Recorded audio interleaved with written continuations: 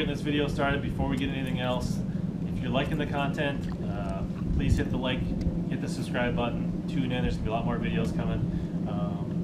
Don't want to beg for it, but just want to mention that and remind you guys to, you know, subscribe for more good content.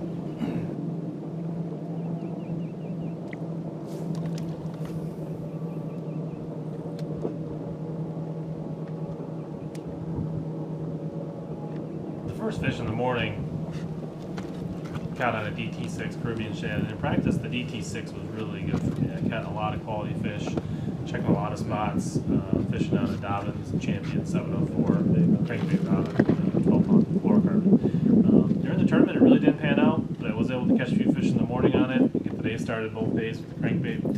The other bait that was really good in practice for catching quality fish was this 4.5-inch true bass swim bait in either 99 Problems or the blue back version on a 3/8 ounce Dobbins large swim bait hook.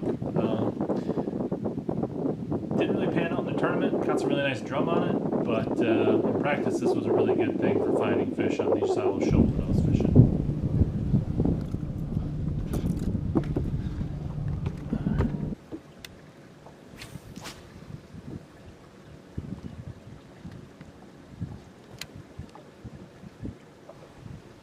So my second bite of the day and the first big bite on day 2 came on a Carolina rig, which fished on a Dobbins 745 Champion Extreme,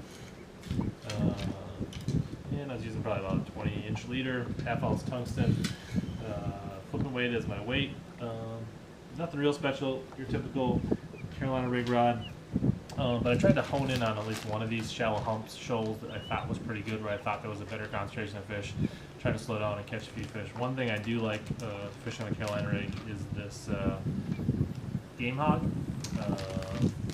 by striking. It's a little bit bigger than a baby brush hog, but not quite like a full size, and I find it's a really good Carolina rig bait.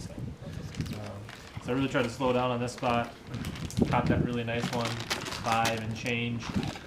On the Carolina rig, got one more keeper you can see. So that kind of maybe gave me the confidence that maybe I was on something, finally catching them on day 2, that maybe I could turn this into a comeback a bit and catch some big bass and maybe try to make the day 3 cut. So kind of grinded out on that spot for a while with the Carolina rig and had some good results.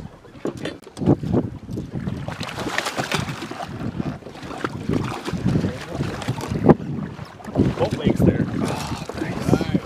That's a jammer, dude. That's a fucking good. Biggest one I caught all week.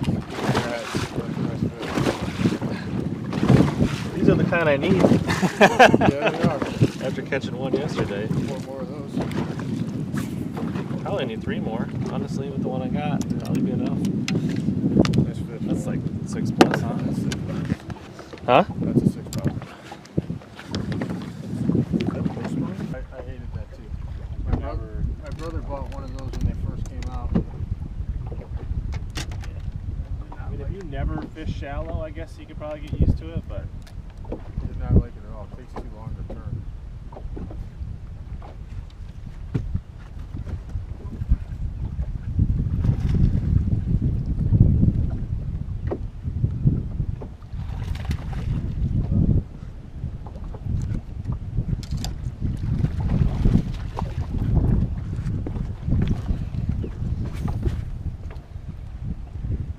ran with it. Like, there might have been nothing more up there. Key move on day 2, which I wish I really would have done on day 1 to at least try to catch fish. I don't know if I would have got the quality I did on day 2, but I think I could have caught some keepers that would have allowed me to be in a better position to make the cut. I went to a shallow bay that was not too far from the spot, the Carolina rig spot, and in practice I had messed around a little bit shallow and found that a Nico rig was a pretty good way to get bit. It really felt like the fish really hadn't seen this kind of bait before, and they were pretty aggressive towards it, much more than a Texas rig Senko or a wacky rig or swim jigs or anything else that I fished shallow. So in practice, I went to this cove and I caught a couple 3-4 pound bites along with the guy that was helping me practice that day. So I thought, you know what the heck, let's let's give it a whirl. Let's try it on day 2. I just need that 9 yonda. Sure enough, it didn't take long. One of the first few logs laydowns, I caught that pretty decent keeper, you know, almost 3 pounds. And then not too long after that, I caught that one that was about 6.5 pounds, which was pretty exciting. I caught several more keepers in there. Had another one on bed that I couldn't quite get to go. But the one thing that I did in practice and during the tournament is that they really weren't too picky about it, and I could fish it on a bait caster. I fished it on a Dobbins 743, so a 7'4" medium heavy rod with 12-pound test. On a VMC Nico weedless. Varied the weights depending on the wind and the depth that was fishing. We'll do another rig specifically on this Nico rig, another video coming up on this. Get specific. I got some neat things to try for the Nico rig. So that was really the key deal. My co was fishing flukes and Sinkos and all kinds of things behind me when we went shallow, and he really only caught a couple short fish. And even in practice, it really seemed like this Nico rig would get some very aggressive bites. So that was a pretty good deal. And be able to fish on a bait caster and not have to mess around with a really light line on a spinning rod made me feel much more comfortable with hooking in these better fish around this shallow, wooded cover and weeds in these pockets.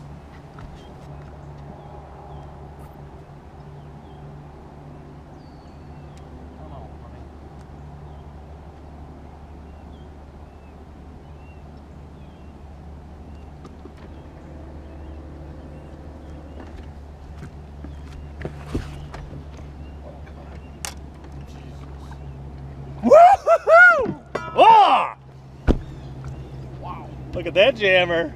Wow. In the end, the comeback came up a little bit short. You know, I needed about 6 pounds the first day instead of 2 pounds. So, That's 7. you know, lessons learned. Probably a little strong-headed on day 1. I should have went shallow. Should have tried some new things, but I really felt confident in that offshore hump grass pattern. It just really didn't work for me on day 1. I think my timing was just off. It never really clicked. I probably should have tried something shallow or tried some more things. And, you know, maybe with that position, it could have been fishing in day 3, and then who knows what would have happened. So, all right, well, that's a wrap. I'll have another video coming out on the Nico rig. I got some other videos in mind, too. Spring is here in Minnesota, so there should be more good content coming real soon. So make sure you subscribe and like these videos and tune in for future content.